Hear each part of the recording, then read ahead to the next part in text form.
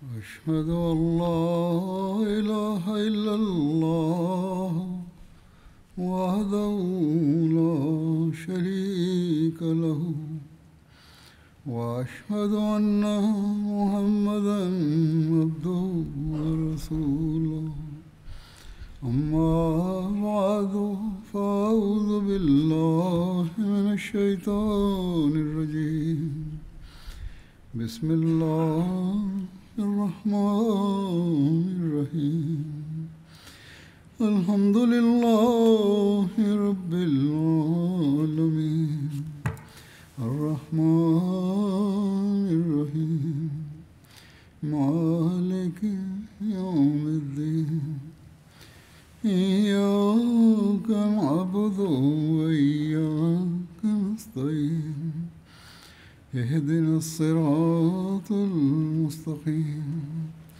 صراط الذين أنعمت عليهم غير المغضوب عليهم ولا الضالين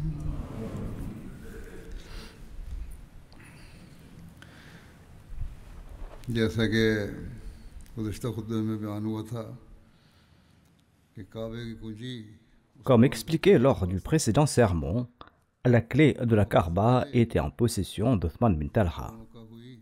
Avant la conquête de la Mecque, lors de la conquête, Ali a demandé à ce qu'on lui confie, en plus de l'honneur de Saqiyya, c'est-à-dire de l'approvisionnement en eau, l'honneur d'être le détenteur de la clé de la Kaaba, c'est-à-dire que la clé de la Kaaba lui soit désormais remise. Mais le saint prophète Mohammed sallallahu alayhi wa sallam a fait venir Othman bin Talha en sortant de la Kaaba et en lui rendant la clé de la Kaaba, il lui a dit « Aujourd'hui est un jour de bienveillance et de respect des engagements. »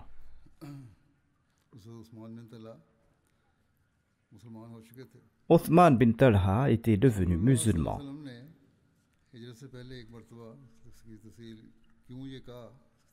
Pourquoi l'envoyé d'Allah sallallahu alayhi wa sallam avait-il dit cela? En voici les détails. Avant l'hégire, le messager d'Allah, paix soit sur lui, demanda une fois à Othman bin Talha la clé de la Kaaba. En réponse, il insulta l'envoyé d'Allah sallallahu alayhi wa sallam, employant un langage très grossier. Le saint prophète Mohammed, paix soit sur lui, fit alors preuve d'une grande patience. Et il dit « Ô Othman, souviens-toi que cette clé finira un jour par arriver dans ma main et je la donnerai à qui je voudrai selon mon bon vouloir. » Othman avait alors répondu que si un tel moment arrivait, ce serait le moment de la destruction et de l'humiliation des Korachites. À cela, le saint prophète Mohammed sallallahu alayhi wa sallam répondit: bien au contraire, ce jour-là sera un jour de prospérité, d'honneur et de respect pour les Korachites. Ainsi donc, le saint prophète Mohammed sallallahu alayhi wa sallam se souvenait de toutes les injustices qu'on lui avait fait subir à l'époque. Mais malgré cela, il a fait preuve de miséricorde et de compassion envers ces mêmes personnes.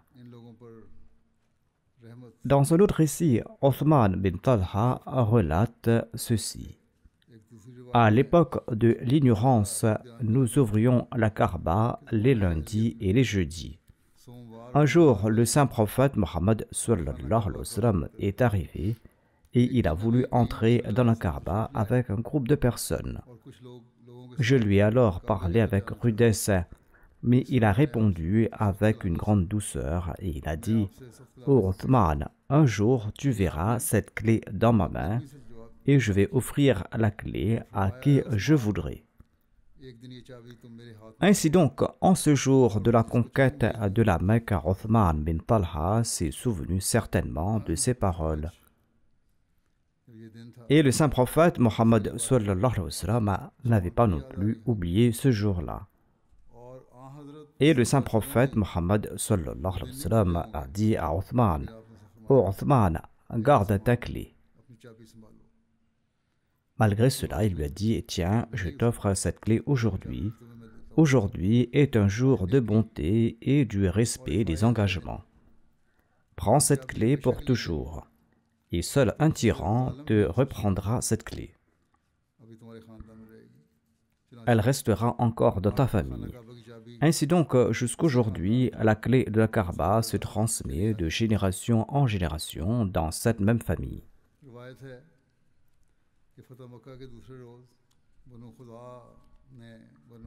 On raconte que le deuxième jour de la conquête de la Mecque, les Banu Khuza ont tué un polythéiste des Banu Hudayl.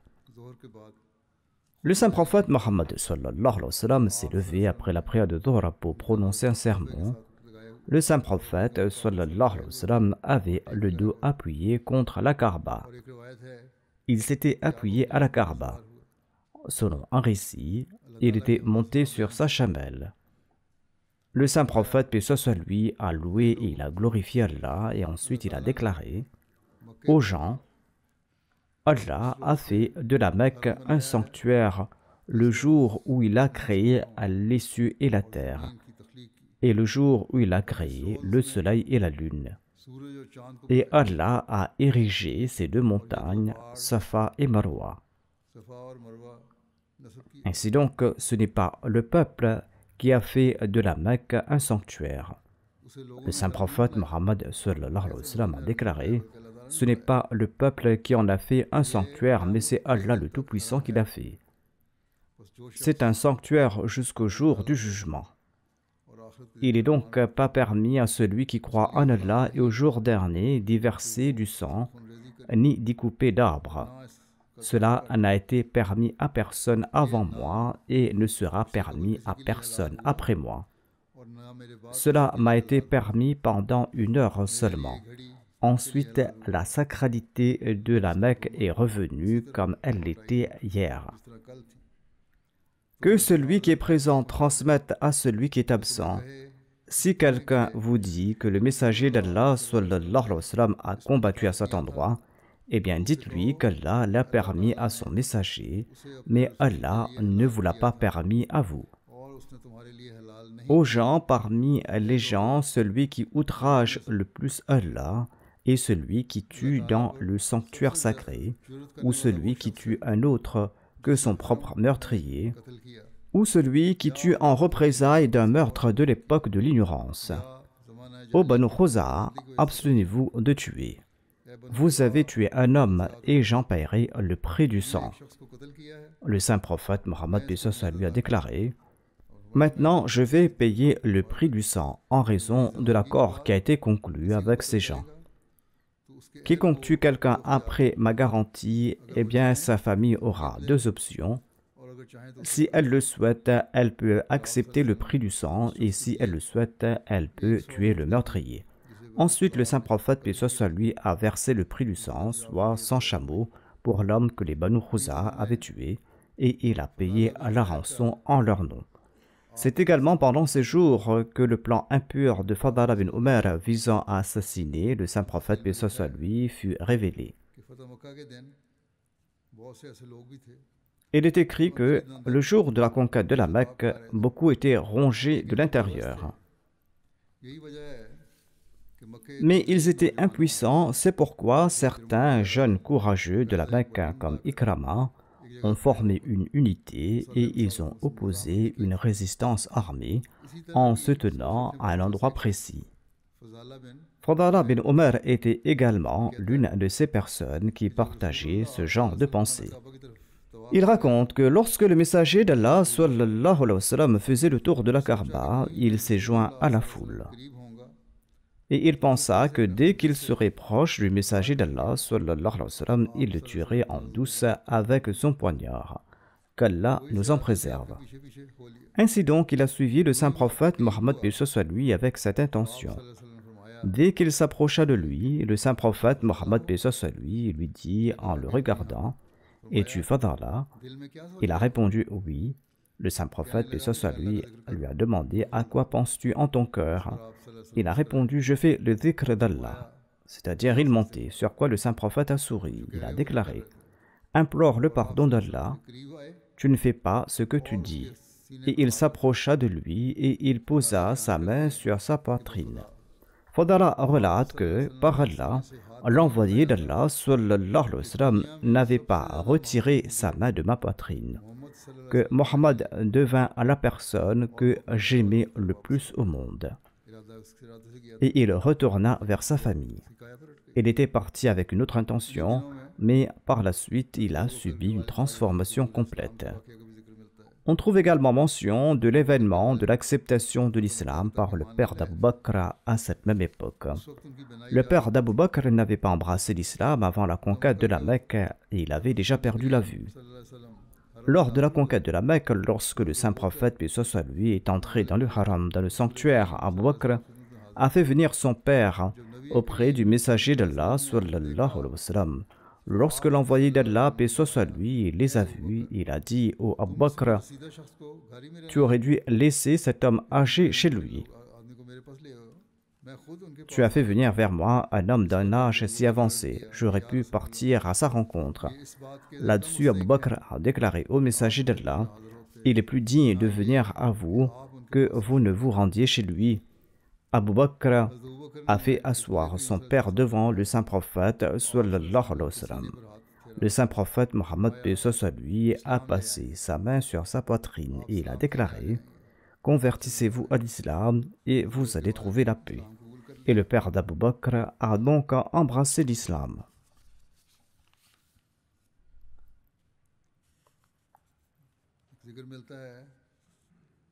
On trouve également mention du fait que l'envoyé d'Allah sallallahu alayhi wa sallam avait pris un repas chez Hani. D'après Ibn Abbas, le saint prophète Mohammed sallallahu alayhi wa sallam a dit à Hani le jour de la conquête de la Mecque: as-tu quelque chose à nous offrir à manger? Elle répondit: je n'ai que des morceaux de pain sec et j'ai honte de vous les présenter. Le saint prophète, paix soit sur lui, répondit: amène-les. Et il trempa ces morceaux de pain dans de l'eau, et elle apporta du sel avec. Le saint prophète Mohammed sallallahu alayhi wa sallam demanda: y a-t-il une sauce? Elle répondit: ô messager d'Allah, je n'ai rien d'autre que du vinaigre. Il répondit: apporte le vinaigre. Le saint prophète, paix soit sur lui, en versa sur la nourriture et il en mangea et il remercia Allah. Puis il déclara: quel excellent assaisonnement que le vinaigre au Hani. Une maison où se trouve du vinaigre n'est pas pauvre. C'est là l'apogée de la gratitude. Et il a également réconforté Hani. Voilà l'état du vainqueur de la Mecque. On pouvait tout lui offrir de chaque maison, mais il s'est contenté de ces petits morceaux de pain sec. Son arrivée à la Mecque et sa contemplation pleine d'amour de toutes choses là-bas à la Mecque, en particulier de la Kaaba, on se met dans le cœur des Ansar la crainte que le saint prophète, paix soit sur lui, ne décida de rester là-bas. Comme le dit le proverbe, l'amour est accompagné de 1000 soupçons. Celui qui aime s'inquiète tout le temps pour son bien-aimé. De nombreuses scènes d'amour, de passion et de beauté et de fidélité ont été observées lors de la conquête de la Mecque. L'un des spectacles les plus purs et des plus agréables à observer était celui des Ansar de Médine. Abu Huraira rapporte que le messager d'Allah sallallahu alayhi wa sallam est arrivé. Il est entré à la Mecque. Le messager d'Allah, paix soit lui, s'est présenté devant la pierre noire, il l'a embrassé. Ensuite, il a fait le tawaf de la maison d'Allah. Ensuite, il est monté sur le mont Safa, d'où il pouvait voir la maison d'Allah. Et il a levé les deux mains. Il a commencé à invoquer Allah le Très-Haut autant qu'Allah l'a voulu. Et il n'a cessé de prier. Les Ansar étaient assis plus bas que lui. Le saint prophète, paix soit sur lui, a prié, il a loué Allah et il a prié autant qu'il souhaitait prier. En observant les occupations du saint prophète Mohammed sallallahu alayhi wa sallam et les scènes incroyables de sa bonne conduite envers les habitants de la Mecque, eh bien, les Ansar se sont perdus dans leurs propres pensées. Ils se disaient entre eux que l'amour de son pays et de sa tribu avait pris le dessus sur le saint prophète Mohammed, paix soit sur lui, Et peut-être que le saint prophète Mohammed paix soit lui va rester maintenant dans sa ville parmi ses chers parents, et ils étaient attristés à la seule pensée de la séparation du saint prophète Mohammed sallallahu alayhi wa sallam. Abu Huraira relate que pendant que les Ansar étaient dans cet état, le saint prophète Mohammed sallallahu alayhi wa sallam a reçu une révélation. Et il nous était évident, lorsque le saint prophète Mohammed paix soit lui recevait une révélation, et lorsque la révélation descendait, aucun des nôtres ne regardait le saint prophète Mohammed paix soit lui, jusqu'à ce que la révélation soit terminée. Et quand la révélation était terminée, le saint prophète a déclaré au groupe des Ansar, ils ont dit au messager d'Allah, nous voici. Il a dit, vous pensez donc que l'amour de sa patrie a pris le dessus sur cet homme? Ils ont répondu, c'est bien cela. Le saint prophète a dit que si cela arrive, eh bien quel serait mon nom? Je suis Mohammed, le serviteur d'Allah et son messager. J'ai émigré vers vous pour l'amour d'Allah. Maintenant, ma vie et ma mort sont avec vous.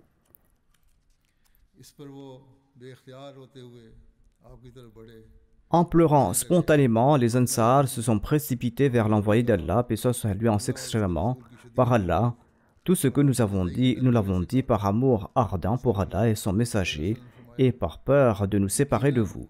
Le saint prophète Mohammed paix soit lui a répondu, en vérité, Allah et son messager confirment vos paroles, et ils acceptent votre excuse.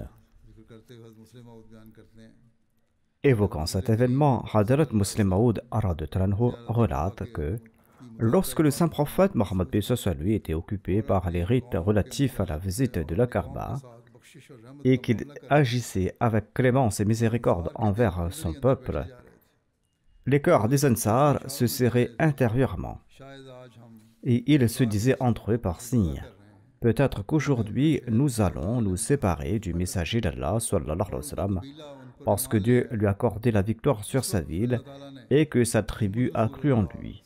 À ce moment-là, Allah le Tout-Puissant a informé le saint prophète Mohammed paix soit lui des doutes des Ansar par la révélation.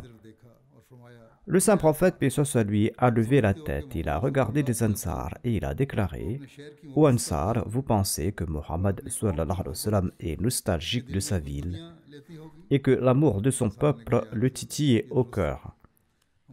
Les Ansar ont dit, ô messager d'Allah, c'est exact, une telle pensée nous a traversé l'esprit. Le saint prophète Mohammed paix soit lui a demandé, savez-vous quel est mon nom? Cela signifie que je suis le serviteur d'Allah et son messager. Comment pourrais-je abandonner ceux qui ont sacrifié leur vie au moment de la faiblesse de la religion islamique pour aller ailleurs? Ensuite, il a déclaré, ô Ansar, cela ne va jamais arriver. Je suis le serviteur d'Allah, je suis son messager. J'ai quitté ma patrie pour l'amour de Dieu et désormais je ne peux plus y retourner. Ma vie est liée à votre vie et ma mort est liée à la vôtre. En entendant ces paroles, en voyant son amour et sa fidélité, les habitants de Médine ont avancé en pleurant et ils ont déclaré, ô messager d'Allah, sallallahu alayhi wa sallam, par Dieu, nous avons mal pensé de Dieu et de son messager. La vérité est que nos cœurs ne peuvent supporter l'idée que le messager de Dieu nous quitte, que le messager de Dieu nous abandonne, nous et notre ville, pour partir ailleurs. Le saint prophète a déclaré, Allah et son messager vous absouent et confirment votre sincérité. Ces paroles d'amour et d'affection se partageaient entre Mohammed sallallahu alayhi wa sallam et les habitants de Médine.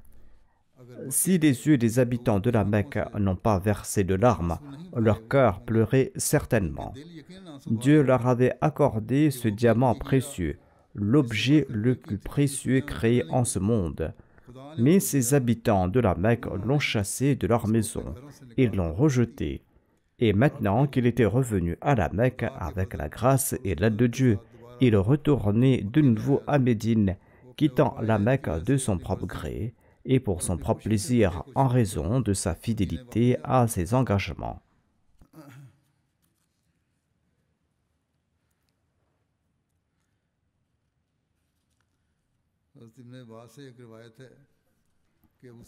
Ibn Abbas rapporte qu'Abu Sufyan a vu le saint prophète Mohammed sallallahu alayhi wa sallam marcher. et ses compagnons marchaient derrière lui. Abu Sufyan s'est dit en son cœur, si seulement je pouvais encore combattre contre lui et rassembler une armée contre lui. Le saint prophète Mohammed paix sur lui est arrivé, il a frappé sa poitrine de sa main et il a déclaré: en ce cas, Allah va t'humilier à nouveau pour ce que tu penses. C'est-à-dire que si tu combattais de nouveau, tu seras de nouveau humilié. Abu Sufyan a déclaré: je me repens auprès d'Allah et je demande pardon pour tout ce que j'ai dit. Je suis convaincu maintenant que vous êtes le véritable prophète d'Allah. Il a dit que je pensais à cela en mon cœur, je ne l'avais dit à personne, et vous m'avez révélé cela. L'appel à la prière de Dhuhr a été fait depuis le toit de la Kaaba. Quand l'heure de la prière de Dhuhr est arrivée, le saint prophète Mohammed lui a ordonné à Bilal de monter sur le toit de la Kaaba et de lancer l'appel à la prière. Il est rapporté que le saint prophète Mohammed lui a accompli toutes les prières de ce jour avec une seule ablution. Le saint prophète Mohammed lui avait comme habitude de faire de nouvelles ablutions pour chaque prière. Mais ce jour-là, lorsque les compagnons l'ont vu accomplir plusieurs prières avec les mêmes ablutions, Omar a demandé au messager d'Allah, sallallahu alayhi wa sallam, vous avez fait aujourd'hui ce que vous ne faisiez jamais. Le saint prophète paix sur lui a répondu: ô Omar, je l'ai fait intentionnellement. Les savants ont déduit de cela que le saint prophète Mohammed paix sur lui a donné cet exemple afin de faciliter cela en cas de besoin. Au cours de cette période, le saint prophète paix sur lui a également reçu le serment d'allégeance générale. Voici les détails. Aswad bin Khalf rapporte qu'il a vu le saint prophète paix sur lui le jour de la conquête de la Mecque. Il acceptait l'allégeance des gens. Il était assis près de Qarn Musfra, qui était un rocher sur le côté inférieur de la Mecque, et il a reçu le serment d'allégeance des gens, grands et petits, hommes et femmes, jeunes et vieux, sont venus, se sont présentés au saint prophète paix sur lui. Il a reçu d'eux un serment d'allégeance témoignant de leur foi en Allah et attestant qu'il n'y a d'autre divinité qu'Allah et que Mohammed sallallahu alayhi wa sallam est son serviteur et son messager. Ibn Jarir al-Tabri rapporte que les gens se sont rassemblés à la Mecque pour lui prêter le serment d'allégeance à l'islam.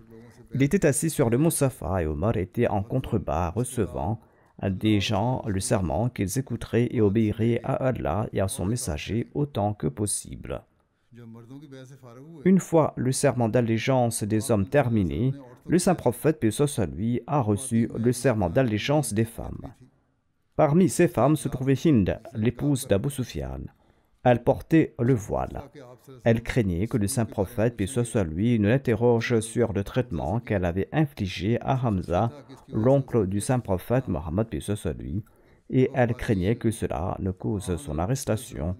Lorsque les femmes se sont présentées au saint prophète Mohammed paix sur lui, le saint prophète a déclaré: prêtez-moi allégeance sur les faits que vous n'associerez rien à Allah, sur le fait que vous ne volerez pas. Hind a répondu: par Allah, il m'arrive de prendre quelque chose dans les biens d'Abu Sufyan. Je ne sais pas si cela est licite ou illicite pour moi. Abu Sufyan était présent et il écoutait. Il a déclaré: les biens que tu as pris auparavant te sont licites, qu'Allah te pardonne. Le saint prophète Mohammed sallallahu alayhi wa sallam, reconnaissant la voix de Hind, a demandé: es-tu Hind bint Utba? Elle a répondu: oui, mais veuillez pardonner ce qui s'est passé auparavant, c'est-à-dire veuillez oublier ce que j'ai fait contre l'islam et contre votre noble personne. Ensuite, le saint prophète a déclaré: promettez que vous ne commettrez pas l'adultère. Hind a demandé: une femme libre commettrait-elle l'adultère? Ensuite, il a déclaré: promettez que vous ne tuerez pas vos enfants. Hind a répondu: nous les avons élevés depuis leur enfance, mais une fois grands, vous les avez tués à Badr. C'est là une affaire entre vous et eux. En entendant cela, le saint prophète Mohammed paix sur lui et Omar se sont mis à rire. Ensuite, le saint prophète paix sur lui a déclaré: vous n'inventerez pas de calomnie. Hind a déclaré: calomnier est un très mauvais acte, et certains péchés sont pires encore. Ensuite, le saint prophète paix sur lui a déclaré: vous ne me désobéirez pas dans tout ce qui est bien. Selon une autre version, il est rapporté que Hind bint Utba a compris qu'elle était dans l'erreur. Et elle a dit à son mari Abu Sufyan qu'elle voulait prêter allégeance au saint prophète Mohammed sallallahu alayhi wa sallam. Abu Sufyan, stupéfait, a dit « Jusqu'à présent, tu as toujours rejeté l'islam. Comment ce changement soudain s'est-il produit ?» Hind a répondu par Allah, « Le jour de la conquête de la Mecque, j'ai vu les musulmans prier avec Mohammed sallallahu alayhi wa sallam. Toute la nuit, les compagnons de Mohammed sallallahu alayhi wa sallam ont prié dans la Kaaba de telle manière que certains étaient debout, d'autres s'inclinaient, d'autres se prosternaient.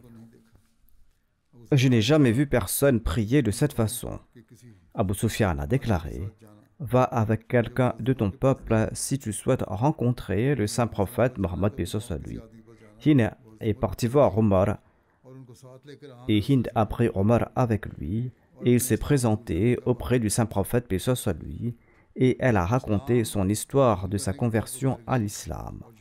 Après avoir embrassé l'islam, elle est rentrée chez elle et elle a brisé en morceaux l'idole qui s'y trouvait en disant que c'est à cause de toi que nous étions dans l'erreur.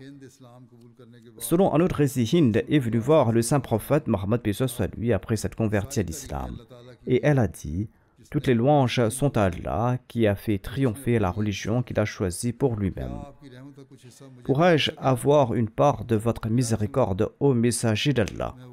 Je suis cette femme qui a cru en Allah et qui l'atteste. » Le saint prophète Mohammed sallallahu alayhi wa sallam répondit « Bienvenue à toi. » Hind déclara au messager d'Allah « Je ne souhaitais pour personne parmi les habitants de la terre que sa tente soit plus déshonorée que la vôtre.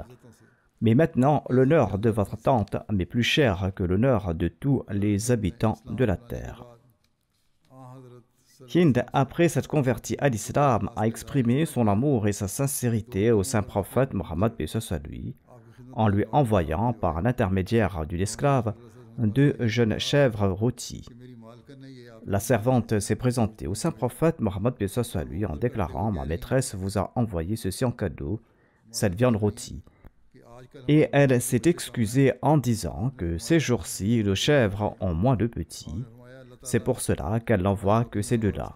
Le saint prophète paix soit lui a déclaré qu'Allah bénisse vos chèvres et leur progéniture. Plus tard, cet esclave disait que par Dieu, je n'avais jamais vu une aussi grande quantité de chèvres et de chevreaux auparavant. Hind disait, c'est grâce à la prière du messager d'Allah sallallahu alayhi wa sallam. Hazrat Muslim Maud relate ainsi l'événement du serment d'allégeance de Hind, la femme d'Abu Sufyan. Il relate, c'est la même femme qui avait mutilé Hamza. Le saint prophète Mohammed paix soit lui avait jugé bon de la punir pour cet acte cruel et ce geste inhumain. À cette époque, le commandement sur le port du voile avait été révélé. Les femmes sont venues prêter allégeance et Hind était présente, enveloppée dans un châle. Et elle a prêté allégeance lorsqu'elle est arrivée à la phrase que nous n'associerons personne à Dieu. Comme elle était d'un tempérament vif, elle a déclaré « Ô messager d'Allah, allons-nous encore associer le faux Dieu à Dieu? Vous étiez seul et nous vous avons affronté de toutes nos forces. Si nos dieux étaient vrais, pourquoi auriez-vous triomphé? Ces dieux se sont avérés totalement inutiles et nous avons perdu. » Le saint prophète Mohammed paix soit lui a demandé « Est-ce Hind ?» Il reconnaissait sa voix. Après tout, ils étaient parents. Hind a déclaré au messager d'Allah « Maintenant, je suis devenue musulmane. Vous n'avez plus le droit de me tuer. » Le saint prophète Mohammed sallallahu alayhi wa sallam a souri et il a déclaré « Oui, maintenant, tu ne peux pas être arrêté. » Cette nation qui croyait que le saint prophète paix soit lui avait transformé tous les dieux en un seul Dieu, eh bien, cette nation a subi une telle transformation qu'une femme comme Hind a pu dire qui oserait affirmer que Dieu n'est pas unique. On rapporte comment du serment d'allégeance, un homme s'est présenté au saint prophète paix soit lui pour prêter le serment, mais il tremblait de peur en raison du respect qu'inspirait le saint prophète paix soit lui et de sa grandeur. Le saint prophète paix soit lui l'a rassuré en disant « N'aie pas peur. Et en faisant montre d'humilité, le saint prophète a dit: je ne suis pas un roi, je suis le fils d'une femme qui mangeait de la viande séchée à la Mecque.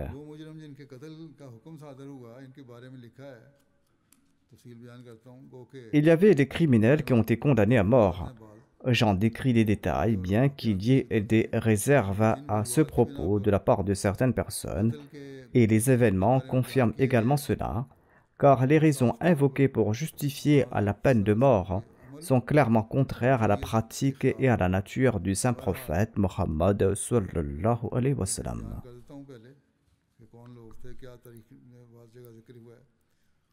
Quoi qu'il en soit, je vais d'abord préciser qui étaient ces personnes et je vais aussi mentionner certains faits et je vais présenter la réfutation plus tard. Ibn Ishaq a mentionné que les individus au sujet desquels le saint prophète a dit qu'ils devaient être tués ou qu'ils soient trouvés, eh bien, il s'agissait de 8 hommes et de 6 femmes. Ceci est mentionné dans Fathul Bari. Selon la Sirat al-Halbiya, ils étaient 11 au total. Selon moi qui dit, ils étaient 10 personnes, dont 6 hommes et 4 femmes. Selon le commentaire de Bukhari Fathul Bari, les noms de 14 personnes ont été mentionnés, dont Abdul Uzza bin Qatal, Abdullah bin Sa'ad bin Abi Sarh, Ikrama bin Abi Jahal, Mikyas bin Sababa, Hubar bin al-Aswad et d'autres. Selon un hadith, le saint prophète, paix soit lui, a accordé l'amnistie à tous les gens lors de la conquête de la Mecque, à l'exception de 4 hommes et de 2 femmes. Il a dit: tuez-les, même s'ils sont suspendus au rideau de la Kaaba. Un autre récit rapporte que le saint prophète, paix soit lui, a accordé l'amnistie à tous le jour de la conquête de la Mecque, à l'exception de ces 4 personnes. Outre ces 4 personnes, dont Abdul Uzza bin Khatala, Mikyas bin Subaba, Abdullah bin Sa'ad bin Abi Sarh et Sara. Un biographe a écrit que la plupart des personnes dont l'exécution était autorisée ont été pardonnées par le saint prophète Mohammed paix soit lui, et les seules quelques personnes qui ont été tuées étaient celles qui l'ont été avant l'amnistie générale du saint prophète Mohammed sallallahu alayhi wa sallam. Voici ce que Hadrat Muslim Maud a écrit à ce propos. Il déclare que seuls 11 hommes et 4 femmes étaient reconnus coupables de meurtre et de troubles particulièrement cruels. Ils étaient en quelque sorte des criminels de guerre, et l'ordre du messager d'Allah, paix soit lui, était qu'ils soient tués, car ils n'étaient pas seulement coupables d'incrédulité ou de combat, mais c'étaient en fait des criminels de guerre. Cependant, il a pardonné à la plupart d'entre eux à la demande des musulmans. La majorité d'entre eux ont été pardonnés. Le Messie premier al-Islam déclare: le sceau des prophètes sallallahu alayhi wa sallam a pardonné les péchés des habitants de la Mecque et d'autres personnes après les avoir conquis et après les avoir vus sous son épée. Et il n'a puni que quelques personnes pour lesquelles un ordre définitif avait été donné par Dieu pour qu'elles soient punies. Ainsi, Allah avait clairement dit à leur sujet qu'ils devaient être punis, et le saint prophète, paix soit lui, a pardonné le péché de chaque ennemi à l'exception de ses maudits éternels. Les raisons de l'assassinat de ces personnes ont également été mentionnées dans l'histoire. Je vais certes les mentionner, mais ces raisons ne sont pas satisfaisantes. Le premier nom qui est mentionné est celui d'Abdul Uzza bin Khatal. Il avait d'abord embrassé l'islam. Le saint prophète, paix soit lui, l'avait nommé Abdullah et il avait émigré à Médine. Le saint prophète l'avait envoyé pour collecter la zakat. Il était accompagné d'un homme des Banu Khouza qui cuisinait pour lui et qui le servait. Ils se sont arrêtés à un endroit où les gens se rassemblaient pour offrir la zakat. Ibn Khatal ordonna à l'homme des Khouza de préparer le repas et il alla dormir lui-même à midi. Quand il se réveilla, l'homme des Khouza dormait et il n'avait rien préparé. Ibn Khatal l'a tué avec son épée. Ibn Khatal a abandonné l'islam et il s'est enfui à la Mecque. Il a composé des poèmes diffamant le saint prophète Mohammed sallallahu alayhi wa sallam. Selon Anas, le saint prophète Mohammed paix soit lui est entré à la Mecque le jour de la conquête, portant un casque sur la tête. Il l'a enlevé. Un homme s'est présenté à lui et il a dit: Ibn Khatal est suspendu au rideau de la Kaaba. Le saint prophète a dit: tuez-le. Le deuxième est Mikyas bin Subaba. Il s'était converti à l'islam dans le but de tuer un compagnon Ansari. Lors d'une bataille, ce compagnon Ansari avait tué accidentellement le frère de Mikyas en le prenant pour un ennemi. Mikyas avait accepté le prix du sang pour son frère, mais il a quand même tué ce compagnon Ansari. Ensuite, il a abandonné l'islam et il est retourné à la Mecque. Nubayla bin Abdullah l'a tué le jour de la conquête de la Mecque. Huwayrith bin Nuqayf est un autre individu. Le saint prophète Mohammed sallallahu alayhi wa sallam avait émis un ordre pour son exécution car il causait du tort au saint prophète Mohammed paix soit sur lui. Et Ali l'a tué. Un biographe écrit que la seule raison trouvée pour le meurtre de Huwayrith bin Nuqayf était qu'il causait du tort au saint prophète Mohammed paix soit sur lui. Mais la cause de son meurtre est autre car le saint prophète Mohammed paix soit sur lui ne se vengeait jamais pour lui-même. Ensuite, il y a Huwayrith bin Talatil Khuzai.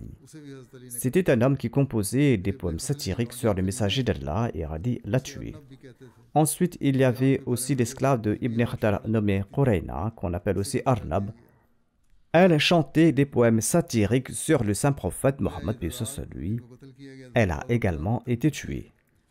On dirait que le nombre de ceux qui ont été tués atteint 14 ou 15, mais les recherches montrent que ce nombre n'est pas exact, car les crimes pour lesquels leur mise à mort est mentionnée révèlent que les historiens ont commis une erreur. La plupart de leurs crimes sont décrits comme étant qu'ils étaient devenus apostats, ou qu'ils causaient du chagrin ou de la peine au saint prophète Mohammed paix soit sur lui, ou qu'ils le diffamaient par leurs poèmes satiriques. Cet acte d'accusation indique qu'il s'agit d'une pensée postérieure. Car cette idée que la punition pour l'apostasie est la mort, ou que le châtiment pour le blasphème est la mort, c'est une idée qui est née plus tard, lorsqu'on s'est écarté du Saint-Coran et de la Sunna du Saint-Prophète Mohammed sallallahu alayhi wa sallam. De telles idées n'existaient pas à l'époque du Saint-Prophète Mohammed paix soit sur lui. Il est prouvé par le Coran et l'exemple du Saint-Prophète Mohammed paix soit sur lui que le châtiment pour avoir causé du chagrin au saint prophète paix soit sur lui, pour lui avoir fait du mal, pour l'avoir injurié n'est pas la mort. Et il est clair que les crimes de ceux qui ont été ordonnés d'être tués lors de la conquête de la Mecque devaient certainement être autre chose. Comme l'a écrit le Muslim Maud radhiyallahu anhu, ils étaient des criminels de guerre ou des assassins. Cela est un fait, mais il est erroné de présenter comme cause l'insulte ou le blasphème. Remettant en question les récits de meurtre lors de la conquête de la Mecque, Allama Shibli Normani, un célèbre biographe du sous-continent indien, écrit que les biographes racontent que le saint prophète Mohammed paix soit sur lui a accordé l'amnistie aux habitants de la Mecque, mais qu'il aurait ordonné que 10 personnes soient tuées où que ces personnes se trouvent. Certains d'entre eux, comme Abdullah bin Khatal et Mikyas bin Subaba, étaient des criminels sanguinaires et ils ont été punis en guise de représailles. Ces deux-là étaient des assassins, c'est pourquoi ils ont été tués. On peut admettre cela. Mais beaucoup d'autres auraient été tués uniquement parce qu'ils harcelaient le saint prophète paix soit sur lui à la Mecque ou composaient des poèmes satiriques à son encontre. Il harcelait le saint prophète paix soit sur lui ou composait des poèmes satiriques. Parmi eux, il y avait une femme qui aurait été tuée pour avoir chanté des poèmes satiriques à son encontre. Voilà ce qu'on dit. Mais, dit ce commentateur d'un point de vue critique hadithique, ces récits ne sont pas authentiques. En fait, toute la Mecque était coupable de ce crime. Si l'on considère que la raison était que ces gens insultaient et composaient des poèmes satiriques, alors toute la Mecque faisait de même. On aurait dû les tuer tous. Qui parmi les Qurayshites, à l'exception de 2 ou 3 personnes qui n'auraient pas infligé les pires souffrances au saint prophète Mohammed paix soit sur lui. Malgré tout, c'est à ces mêmes personnes qu'on annonça la bonne nouvelle que vous êtes tous libres. Ces personnes dont l'exécution est évoquée étaient des criminels de rang relativement inférieur. On trouve ce récit d'Aïcha Siddiqa radhiyallahu anha dans les Siyasita, selon lequel le saint prophète Mohammed paix soit sur lui ne s'est jamais vengé personnellement. On avait demandé si la femme juive qu'il avait empoisonnée à Khaybar devait être tuée. Le saint prophète paix soit sur lui a répondu que non. Si une juive de Khaybar, de la terre des infidèles, peut être sauvée par la grâce du saint prophète Mohammed paix sur lui, après une tentative d'empoisonnement, comment un criminel de moindre importance au sein du sanctuaire pourrait-il être privé du pardon prophétique? Même du point de vue de la narration, si l'on ne se contente pas de la teneur du récit, cet événement est tout à fait improbable. Même si vous ne faites pas une analyse rationnelle, le récit est erroné car seul le meurtre d'Ibn Khattal est mentionné dans le Sahih Bukhari et il est généralement admis qu'il a été tué en guise de représailles. L'exécution de Mikyas était également en guise de représailles légales. Quant aux personnes dont on dit qu'elles auraient été exécutées parce qu'elles avaient autrefois harcelé le saint prophète Mohammed paix sur lui, eh bien ces récits ne remontent qu'à Ibn Ishaq et s'arrêtent là.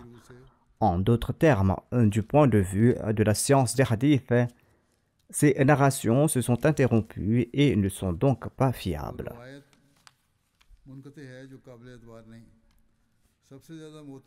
Le récit le plus fiable qui puisse être présenté à ce sujet est celui d'Abu Daoud, récit dans lequel il est dit que le saint prophète Mohammed paix sur lui a dit le jour de la conquête de la Mecque que 4 personnes ne devaient être accordées aucune sécurité. Abu Daoud, après avoir rapporté ce hadith, a écrit qu'il n'a pas trouvé la chaîne de transmission de ce récit.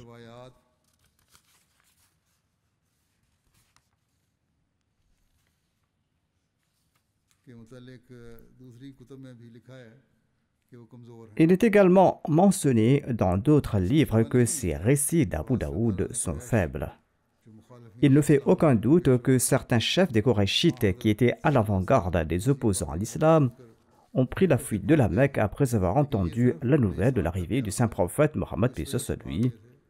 Mais ce n'est qu'une conjecture d'Ibn Ishaq qu'ils se soient enfuis parce qu'un ordre avait été donné de les exécuter.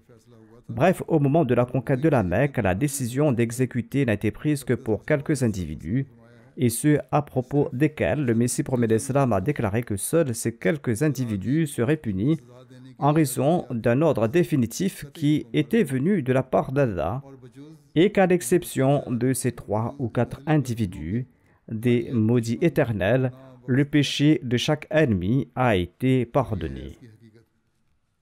Ainsi donc, ceci est la vérité. Par conséquent, il serait erroné de dire que tant d'hommes ont été tués en raison de leurs propos satiriques et de leurs blasphèmes du saint prophète Mohammed paix sur lui. Je relaterai le reste plus tard, Inch'Allah. La situation mondiale est claire pour vous tous. Continuez à prier pour cela. Je l'ai dit à maintes reprises et je continue de le dire. Pour les situations d'urgence, je vous ai déjà rappelé plusieurs fois que ceux qui peuvent le faire doivent garder les provisions pour quelques mois à la maison. Maintenant, certains États ont même dit à leurs citoyens de stocker les provisions pour 3 mois. Que Dieu ait pitié du monde et que Dieu protège le monde des conditions terribles et effrayantes de la guerre. Pour l'instant, je vais mentionner quelques défunts et je vais aussi diriger leur prière funéraire après la prière de Juma. La première défunte que j'évoquerai est Amtun Nassim Nigrat Sahiba, qui était l'épouse de Raja Abdul Malik Saheb.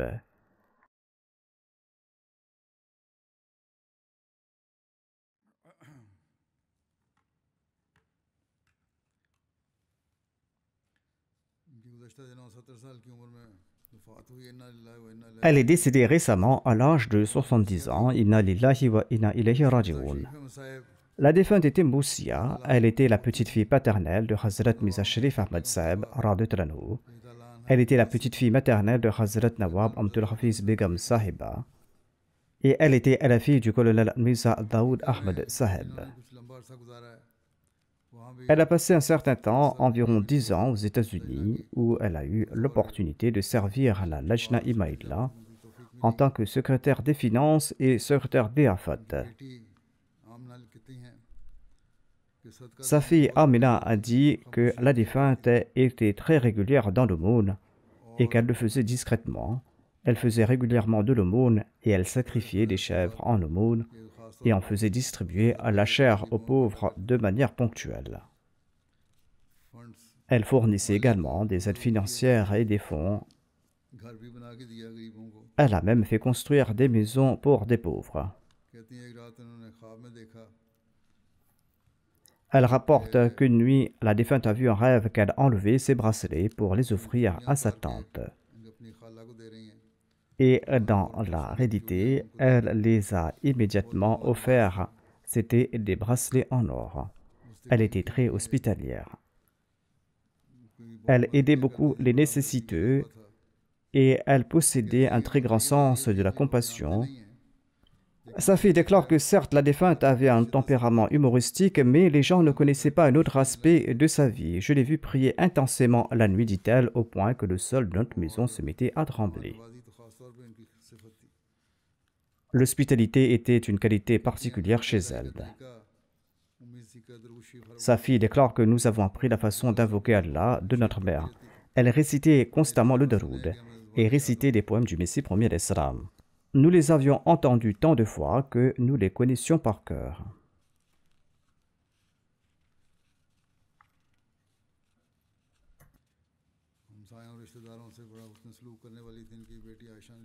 Sa fille Aïcha écrit qu'elle était très aimable avec ses voisins et ses proches.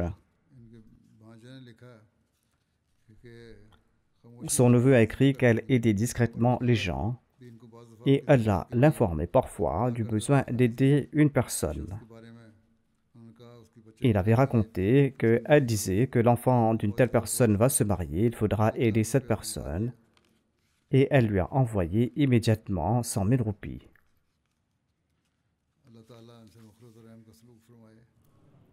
Qu'Allah lui accorde son pardon et sa miséricorde.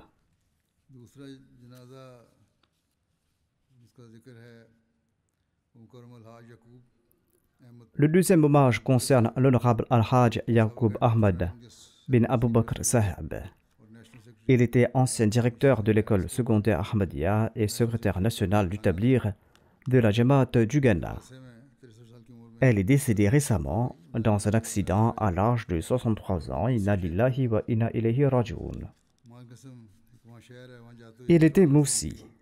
Il est décédé des suites d'un traumatisme crânien après que sa voiture ait été heurtée par un camion alors qu'il se rendait dans la ville de Mankessim. Inna lillahi wa inna ilayhi raji'un. Il laisse derrière lui 2 épouses et 4 enfants, sa mère, une sœur et un frère.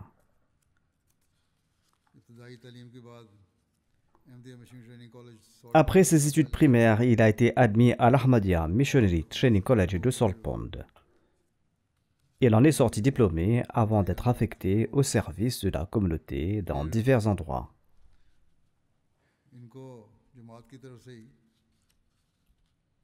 Ensuite, la communauté l'a fait admettre à l'Université du Ghana où il a obtenu un diplôme en administration des affaires. Après son diplôme, on lui a offert un poste dans la fonction publique, mais il a rejeté cette proposition.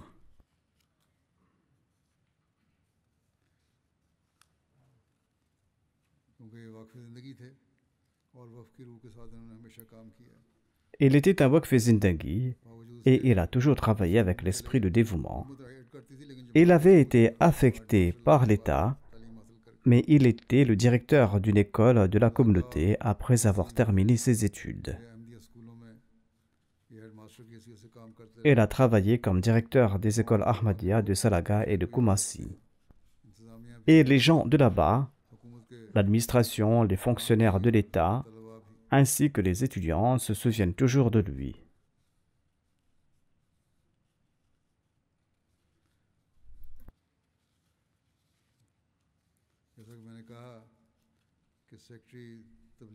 Comme je l'ai dit, il était secrétaire du Tabligh au niveau national et il a servi en tant que responsable de la formation au sein de l'Ansarullah. C'était une figure érudite. et il a eu la chance et l'opportunité d'être membre de certains grands comités au sein du département de l'éducation. Il était entre autres président du CHAS, le conseil de la conférence des directeurs d'écoles secondaires subventionnées du Ghana. Il était également membre du conseil d'administration de l'Université des sciences et de technologies de Kwame Nkrumah. Il était membre du conseil d'administration de la commission de l'enseignement territorial du Ghana. Il était membre du conseil d'administration du WAEC, le conseil ouest-africain des examens, et il était secrétaire général de l'ACP, la Confédération africaine des directeurs d'école.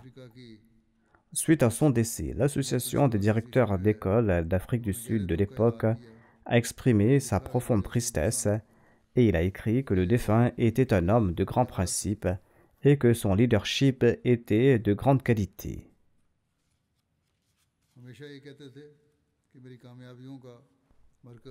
Le défunt, quant à lui, disait toujours que le fondement de ses succès était son attachement à la religion et son lien avec le califat. Il était un mari et un père aimant. Il était un symbole de foi, de discipline et de compassion pour sa famille.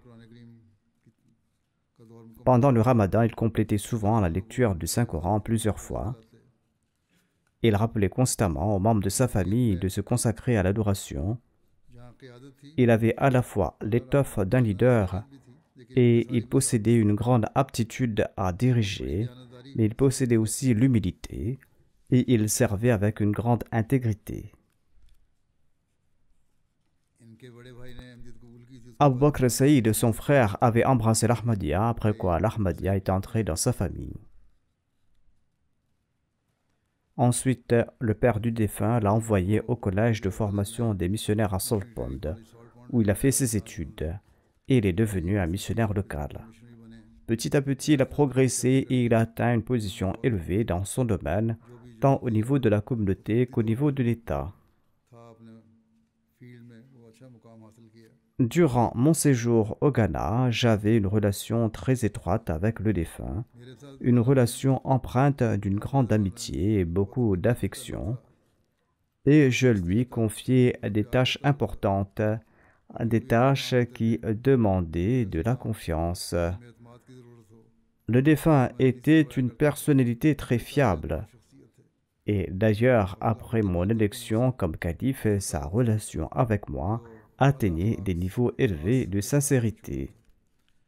Le défunt était une personnalité qui ressentait un très grand sens de l'honneur pour la communauté et le califat. Sa mère déclare qu'il était un fils très obéissant. Depuis l'enfance, il prenait toujours soin de moi, dit sa mère, et il avait le projet d'entreprendre le Hajj. Mais il a déclaré que moi, sa mère, devait accomplir le Hajj en premier. Ainsi donc, il a d'abord fait faire le Hajj à sa mère avant d'y aller lui-même. Elle dit qu'il ne m'a jamais laissé seul, il m'a toujours gardé avec lui.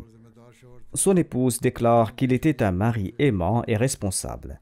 Il était un père tendre pour ses enfants et il leur conseillait toujours de faire des sacrifices pour la communauté.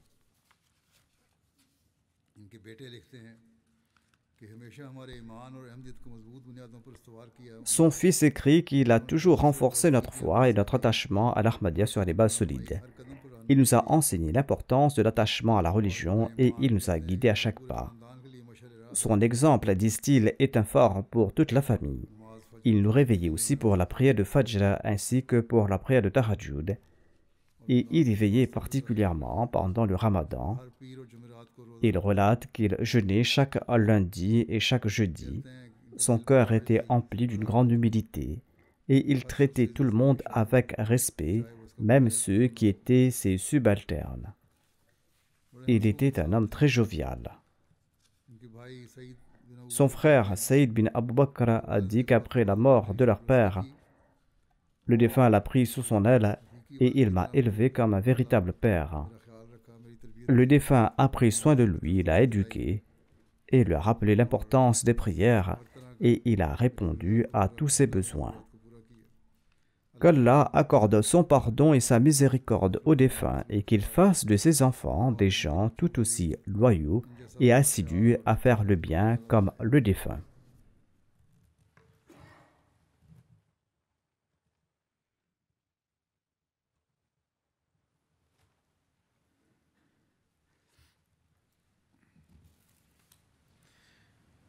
Alhamdulillah, alhamdulillah, nahmaduhu wa nasta'inuhu wa nastaghfiruhu wa nu'minu bihi wa natawakkalu alayhi wa na'udhu billahi min shururi anfusina wa min sayyiati a'malina. Man yahdihillahu fala mudilla lahu ومن يضلل فلا هادي له ونشهد أن لا إله إلا الله ونشهد أن محمدا عبده ورسوله عباد الله رحمكم الله إن الله يأمر بالعدل والإحسان وإيتاء ذي القربى وينهى عن الفحشاء والمنكر والبغي يعظكم لعلكم تذكرون اذكروا الله يذكركم وادعوه يستجب لكم ولذكر الله أكبر.